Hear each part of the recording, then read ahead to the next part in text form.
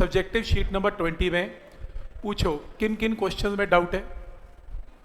Question number बोलो 14। कौन सा क्वेश्चन नंबर 14? ये वाला क्वेश्चन है, prove that A cross B इसके इक्वल है। देखो ए क्रॉस बी से तो मेरी बात नहीं बनने वाली, तो मैंने क्या किया, ए क्रॉस बी का मैग्नीट्यूड है। वैसे भी ए क्रॉस बी का मैग्नीट्यूड क्या होता है, A B sine theta. N cap तो होगा नहीं क्योंकि यूनिट वेक्टर का मैग्नीट्यूड तो 1 होता है। और यहाँ पे अंडर रूट के अंदर ए स्क्वायर बी स्क्वायर है, कोई डॉट नहीं कोई क्रॉस नहीं। और यहाँ पर ए डॉट बी का वेक्टर का होल स्क्वायर है। A vector dot B vector का फॉर्मूला क्या होता है, ए बी कॉस थीटा। तो ए बी कॉस थीटा का whole square A square B square cos square theta. A square B square common आ गया। ए स्क्वायर बी स्क्वायर जब common आया, 1 माइनस कॉस स्क्वायर थीटा क्या होता है, sine square theta. तो आंसर क्या आएगा, ए बी साइन थीटा। ये आंसर हो गया प्रूफ। तो कितनों से हो गया था ये प्रूफ, हो गया प्रूफ। बट आइडिया समझ में आ रहा है कि क्या लॉजिक है इसमें। जस्ट कुछ नहीं, राइट हैंड साइड को ओपन करना है और उसको स्क्वेयरिंग करना है। स्क्वेयरिंग करके अपने आप आपके पास आंसर आ जाएगा। और कोई क्वेश्चन? क्वेश्चन नंबर 19, ठीक है। क्वेश्चन नंबर 19 में diagonals of a parallelogram is represented by r1 vector and r2 vector. तो दो वेक्टर्स हैं, डायगोनल ऑफ अ पैरेललोग्राम इसके इक्वल है। आपको दोनों डायगोनल वेक्टर फॉर्म में गिवन है, साइड्स नहीं गिवन, ये डायगोनल्स हैं। और आपको क्या निकालना है, area of a parallelogram. Formula note करो, एरिया ऑफ अ पैरेललोग्राम निकालने का तरीका हाफ इंटू दो डायगोनल का क्रॉस प्रोडक्ट का मैग्नीट्यूड भी होता है। A vector cross B vector का मैग्नीट्यूड तो होता ही होता है, लेकिन डायगोनल की फॉर्म में अगर आपको दो वेक्टर्स गिवन है और डायगोनल की फॉर्म में गिवन है, तो डायगोनल वेक्टर का क्रॉस प्रोडक्ट लेना है, उसका मैग्नीट्यूड लेना है और उसको 2 से डिवाइड कर देना है। This will give area of a parallelogram. तो r1 vector cross r2 vector सबको आता है, आई कैप माइनस जे कैप के कैप। r1 वेक्टर के कोफिशिएंट, r2 वेक्टर के कोफिशिएंट्स मुझे पता है। यहाँ से मैंने क्रॉस प्रोडक्ट किया, क्रॉस प्रोडक्ट लेके इसका मैग्नीट्यूड लिया और उस मैग्नीट्यूड से 2 से डिवाइड किया, तो एरिया ऑफ अ पैरेललोग्राम आएगा।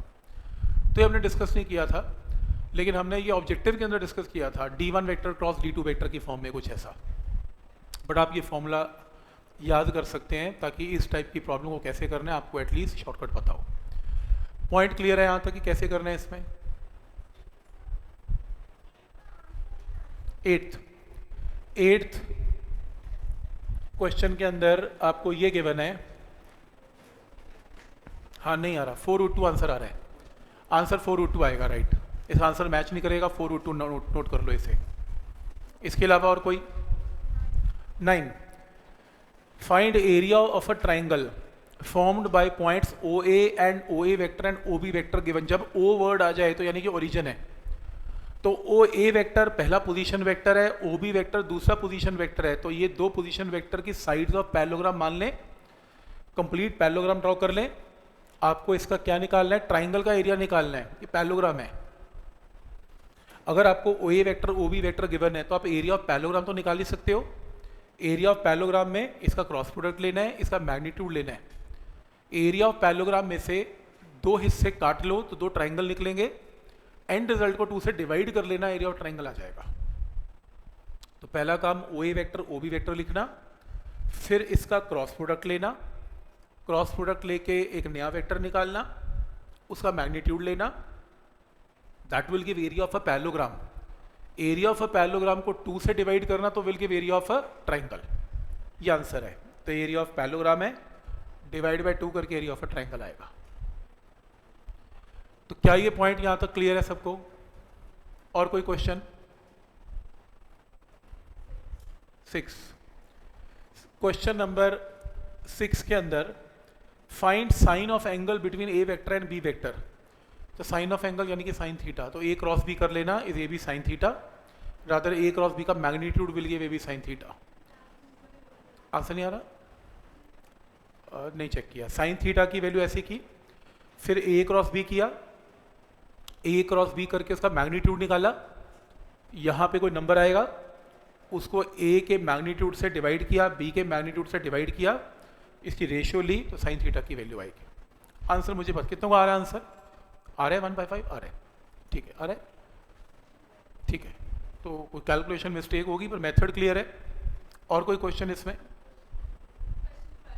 12, क्वेश्चन नंबर 12 के बाद आपको क्या गिवन है? Find the moment about a point of a force. एक चीज याद रखना, मोमेंट ऑफ फोर्स का दूसरा नाम टॉर्क, टॉर्क का दूसरा नाम मोमेंट ऑफ फोर्स। तो हमें क्या निकालना है? टॉर्क निकालना है। हमें इनिशियल पोजीशन वेक्टर गिवन है, हमें फाइनल पोजीशन वेक्टर गिवन है। तो दो पोजीशन वेक्टर को पहले माइनस करना पड़ेगा, final position vector minus initial position vector, तो आर वेक्टर आएगा या डिस्प्लेसमेंट वेक्टर आएगा। एफ वेक्टर मुझे गिवन है, आर वेक्टर मैं दो पोजीशन वेक्टर को माइनस करके निकालूंगा और फिर इनका क्रॉस प्रोडक्ट लेके इनका मैग्नीट्यूड आएगा। ये टॉर्क है। टॉर्क का फॉर्मूला ऑलरेडी हमने किया हुआ है, आर क्रॉस एफ होता है। पर आर वेक्टर क्या लें, ये पॉइंट लें कि वो पॉइंट लें? तो मैंने आपको शॉर्टकट बता रखा है, फाइनल पोजीशन वेक्टर में से इनिशियल पोजीशन वेक्टर को माइनस कर दें तो आर वेक्टर होगा। ठीक, तो मेथड समझ में आ रहा है कि क्या रूल है इसमें?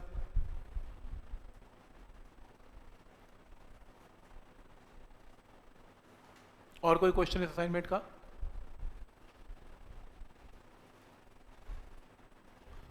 ठीक है, क्लियर है।